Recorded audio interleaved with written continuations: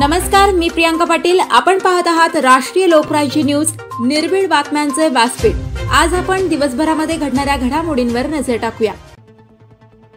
महाराष्ट्रातील धनगर समाज एसटी आरक्षण अंमलबजावणी मुद्द्यावर झाला आक्रमक, जालनामध्ये विराट इशारा महामोर्चा। महाराष्ट्रातील धनगर समाज एसटी आरक्षण अंमलबजावणी मुद्द्यावर झाला आक्रमक, जालनामध्ये विराट इशारा महामोर्चा काढण्यात आला। 17 सप्टेंबर 2025 पासून जालना येथील अंबड चौफुली या ठिकाणी धनगर समाजाला एसटी आरक्षण अंमलबजावणी करण्यात यावी या घटनादत्त मागणीकरिता समाज बांधव दीपक बोराडे आमरण उपोषणाला बसले आहेत।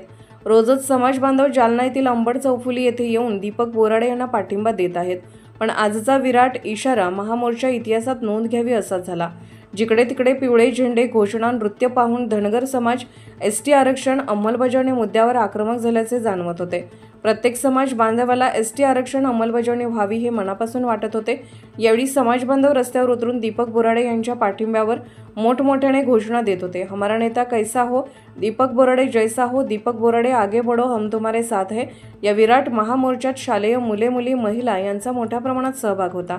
यावेळी कृषी मंत्री दत्तामामा भरणे यांनी या आमरण उपोषणाला पाठिंबा असल्याचे सांगितले, तर घनश्याम हाके यांनी दीपक बोराडे यांना काही झाले तर धनगर समाज बांधव गप्प बसणार नाही।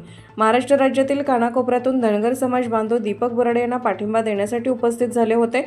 गांधी चमन ते अंबड चौफुली असा या महामोर्चाचा नियोजित कार्यक्रम होता।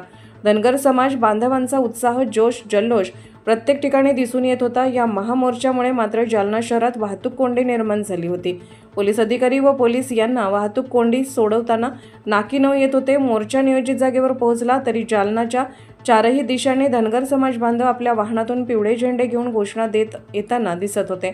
एकंदरीत आमचे मुंबई प्रतिनिधी भारत कवितके दिवसभर या ठिकाणी फिरून वार्ता संकलन करीत होते। भारत कवितके, मुंबई, कांदिवली पश्चिम। ताज्या बातम्यांसाठी आणि अपडेट्ससाठी राष्ट्रीय लोकराज्य न्यूज चॅनलला सबस्क्राईब करा, तसेच लाईक आणि शेअरही करा।